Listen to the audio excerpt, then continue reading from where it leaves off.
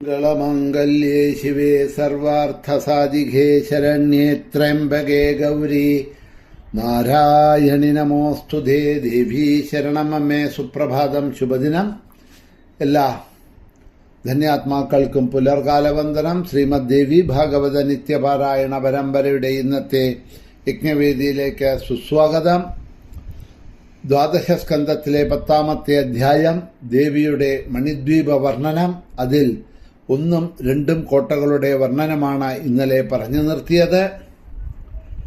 ആ 2ാമത്തെ കോട്ട കഴിഞ്ഞിട്ടുണ്ടെങ്കിൽ അടുത്ത 3ാമത്തെ കോട്ടയിലേക്കാണ് പ്രവേശിക്കുന്നത്. 3ാമത്തെ കോട്ടയെപ്പറ്റി ഇവിടെ 34ാമത്തെ ശ്ലോകത്തിൽ വർണ്ണിക്കണോ. കാംസ്യശാലാദുത്തരേതു താമ്രശാലാ പ്രകീർത്തിത ചതുരശ്രസമാകാര ഉന്നത്യ സപ്തയോജന സർവത്ര ദേവീ നാമ സങ്കീർത്തനം മഹാദേവ്യൈ നമഃ. 3ാമത്തെ കോട്ട കോപ്പർ അഥവാ ചെമ്പ് കൊണ്ടുണ്ടാക്കിയതാണ് ഈ കോട്ട മതിലുകൾ എന്നാണ് പറയണത്. 2ാമത്തെ കോട്ടയെ ഇന്നലെ വിവരിച്ചു. ആ ഭാഗത്തെയെല്ലാം പിന്നിട്ട് മുന്നോട്ട് ചെന്നാൽ ചെമ്പ് കൊണ്ടുണ്ടാക്കപ്പെട്ടതായിട്ടുള്ള ചതുരശ്രമായി 7 യോജന ഉള്ളതും ആയ മറ്റൊരു മതിലുണ്ട് എന്നാണ് പറയണത്. ഈ ചെമ്പുമതിലിനും ഓട്ടുമതിലിനും മധ്യേയുള്ള സ്ഥലത്തിനെ കൽപ്പകവാടിക എന്നാണ് പറയപ്പെടുന്നത്. ഈ കൽപ്പകവാടികയിൽ അനേകം പുഷ്പങ്ങളുണ്ട്. അവയുടെ ഇലയും പൂവും മറ്റും സ്വർണവർണ്ണമായതാണ്. അവയുടെ ഫലങ്ങളിൽ ബീജങ്ങൾ ദിവ്യരത്നങ്ങളായിട്ടാണ് ഉണ്ടാകുക. ഈ കൽപ്പവാടിയിൽ ഉള്ള പുഷ്പങ്ങളിൽ നിന്ന് പുറപ്പെടുന്ന സൗരഭ്യം 10 നാഴിക അകലം വരെ പരന്ന് വീശുന്നു. ഈ ഉദ്യാനത്തെ രക്ഷിക്കുന്നത് വസന്ത ഋതു മൂർത്തിയാണ്. ആ വസന്തൻ പുഷ്പചത്രത്തിന്റെ കീഴില് പുഷ്പസിംഹാസനത്തിന്റെ മുകളിൽ പുഷ്പങ്ങളെ കൊണ്ടുണ്ടാക്കിയ ആഭരണങ്ങൾ അണിഞ്ഞ് പുഷ്പാസവം പാനം ചെയ്ത് മതോന്മത്തനായി തനിക്ക് ഏറ്റവും പ്രിയമുള്ളവരായിട്ടുള്ള മധുശ്രീ മാധവശ്രീ എന്ന 2 ഭാര്യമാരോടുകൂടി പുഷ്പച്ചെണ്ടുകൊണ്ട് സദാ കളിച്ചുകൊണ്ടിരിക്കുന്നു. ആ വനം സദാസമയവും മധു തൂകിക്കൊണ്ടിരിക്കുന്നു. അങ്ങനെയുള്ള പുഷ്പങ്ങളാൽ അലങ്കൃതമാണത്. ഗന്ധർവന്മാര് തങ്ങളുടെ ലലനാമാരോടുകൂടി വന്ന് ഗാനലോലുപന്മാരായിരിക്കുന്നത് ഈ കൽപ്പവാടികയിൽ ആണ് എന്നാണ് പറയുന്നത്. ഇങ്ങനെ വസന്തലക്ഷ്മിയോടുകൂടിയിരിക്കുന്ന ഉദ്യാനം കാമുക ജനങ്ങളെ സദാ താലോലിച്ചുകൊണ്ട് ഇരിക്കുന്നുണ്ട് എന്ന് 3ാമത്തെ കോട്ടയെപ്പറ്റിയും അവിടെ കാണുന്ന ദൃശ്യങ്ങളെപ്പറ്റിയും പറഞ്ഞതിന് ശേഷം അടുത്ത 4ാമത്തെ കോട്ടയെയാണ് വർണ്ണിക്കുന്നത്. 42ാമത്തെ ശ്ലോകത്തിലാണ് 4ാമത്തെ കോട്ടയുടെ വർണ്ണനകൾ 10ാം അധ്യായത്തിൽ പറയണത്.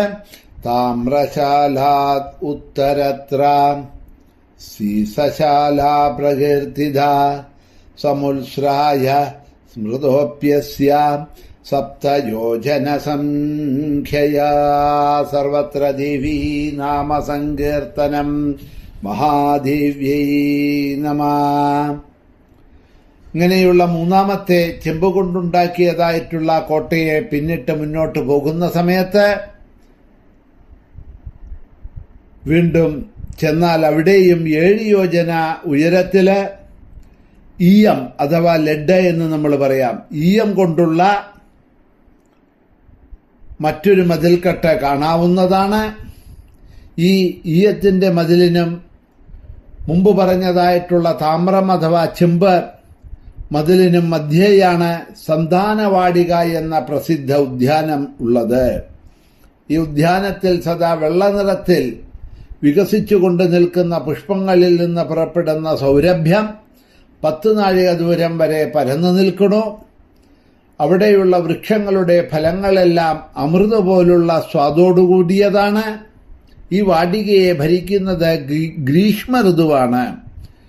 ഈ ഗ്രീഷ്മ ഋതുവിന് ശുക്രശ്രീ, ശുചിശ്രീ എന്നിങ്ങനെ പേരുകളോടുകൂടിയ 2 ഭാര്യമാരുണ്ട്. അതികഠിനമായ വെയിൽ കൊണ്ട് ബുദ്ധിമുട്ടുന്നവർക്കെല്ലാം ഈ വൃക്ഷങ്ങളുടെ ചുവട്ടിൽ വന്നിരുന്ന് വിശ്രമിക്കാം. അവിടെ അനേകം സിദ്ധന്മാരും ദേവന്മാരും സദാ വിശ്രമിച്ചുകൊണ്ടിരിക്കുന്നത് കാണാം. പല സ്ത്രീകളും അവിടെ ധാരാളമുണ്ട്. ആ സ്ത്രീകൾ അവർ ചന്ദന കൂട്ടണിഞ്ഞതും പുഷ്പമാലകൾ ധരിച്ചും കയ്യിൽ വിശറി പിടിച്ചും വിഹരിക്കണോ.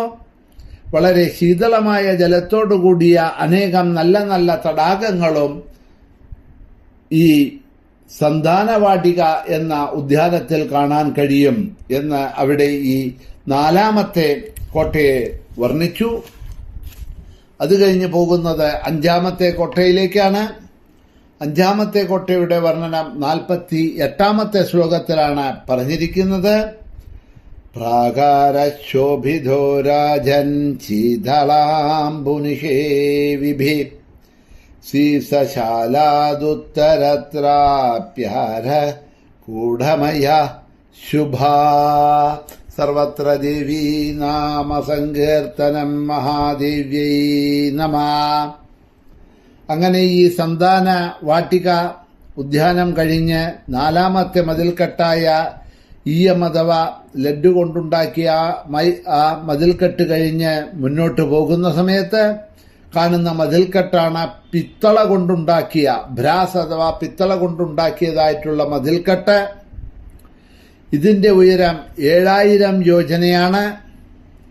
മുമ്പ് പറയപ്പെട്ട ഈയമതിലും മധ്യത്തിലാണ്. അതായത് ഇതിനു മുമ്പ് പറഞ്ഞ 4ാമത്തെ കോട്ട ഈയം കൊണ്ടുണ്ടാക്കിയ ആ കോട്ടമതിലിനും ഈ പിച്ചള കൊണ്ടുണ്ടാക്കിയ കോട്ടമതിലിനും മധ്യത്തിലായി ഹരിചന്ദന വൃക്ഷവാടിക എന്ന ഉദ്യാനമാണ് ഉള്ളത്. ഈ ഹരിചന്ദന വൃക്ഷവാടിക ഭരിക്കുന്നത് വർഷഋതുവായ മേഘവാഹനനാണ്. ഈ മേഘവാഹനന്റെ നേത്രങ്ങൾ ഇടിമിന്നലും കഞ്ചുകം മേഘങ്ങളും ശബ്ദം ഇടിനാദവും വില്ല ഇന്ദ്രധനുസ്സും അമ്പുകൾ വർഷധാരകളും ഭാര്യമാർ നഭസ്യശ്രീ സ്വരസ്യ അരസ്യ മാലിനി അംബ അതുല അനിരന്തി അഭ്രമന്തി മേഘയന്തിക വർഷയന്തി ചിബുണിക വാരിധാര ഇങ്ങനെ 12 പത്നിമാര് ഈ വർഷഋതുവായ മേഘവാഹനനുണ്ട്. അദ്ദേഹത്തിന്റെ കൂടെ അവിടെ വസിക്കണു. ചിമ്പുണിക വാരിധാര ഇങ്ങനെ 12 പേരുണ്ട് എന്നവിടെ പറഞ്ഞു. ഇവിടെ വൃക്ഷങ്ങൾ എന്നും പുതുതായി തളിർത്ത് കിളിർത്ത് ചെടികൾ, ലതകൾ, തൃണങ്ങൾ ഇവയെല്ലാം എന്നും നവനവങ്ങളായിട്ട് ശോഭിക്കും. നദി വെള്ളപ്രവാഹത്തോടും ഒഴുകിക്കൊണ്ടും അവയിലെ ജലം കാമാർദ്ദരായ യുവതീയുവാക്കന്മാരുടെ ഹൃദയം പോലെ സദാ കലങ്ങിമറിഞ്ഞും ഇരിക്കുന്ന പറയണത്. ഇവിടെ വസിക്കുന്നത് ദേവിയെ ഉപാസിച്ച സിദ്ധന്മാരും ദേവിക്കായി കിണറുകളും കുളങ്ങളും തടാകങ്ങളും ഉണ്ടാക്കിച്ച പുണ്യവാന്മാരും അവരുടെ കുടുംബങ്ങളുമാണ് ഈ പറഞ്ഞതായിട്ടുള്ള ഹരിചന്ദന വൃക്ഷവാടികയിൽ വസിക്കുന്നത് എന്ന് പറഞ്ഞു. അങ്ങനെ 3, 4, 5 എന്നീ 3 കോട്ടമതിലുകളെക്കുറിച്ചും അവയ്ക്കിടയിലുള്ള ദൃശ്യങ്ങളെക്കുറിച്ചുമാണ് ഇന്ന് അവലോകനം ചെയ്തത്. 6 മുതലായിട്ടുള്ള മതിൽക്കെട്ടിലെ ഭാഗങ്ങളെ നമുക്ക് നാളെ അവലോകനം ചെയ്തു കൊണ്ടുപോകാം. ഇന്നിവിടെ തന്നെ നിർത്തുന്നു. ശ്രീ മഹാദേവ്യൈ നമഃ.